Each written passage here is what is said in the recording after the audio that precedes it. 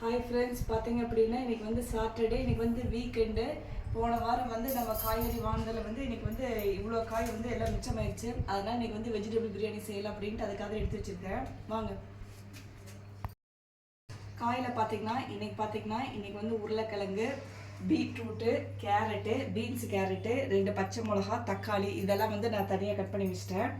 அதுக்கப்புறம் பார்த்தீங்கன்னா இது வந்து தாளிக்கிறதுக்கு, அதுக்கப்புறம் இதுவும் தாளிக்கிறதுக்கு பட்டை, கிராம்பு, ஏலக்காய் தனியாக எடுத்து வச்சுருக்கேன்.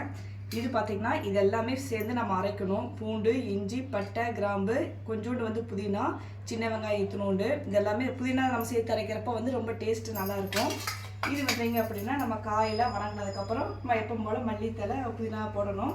இது அரைக்கிறது கூட வந்து ஒரு முந்திரி பருப்பு ஒரு 4 போட்டாங்க அப்படின்னா இன்னும் டேஸ்ட் அதிகமாக இருக்கும். முந்திரி பருப்பு இல்லை, அதனால் நான் போடலை.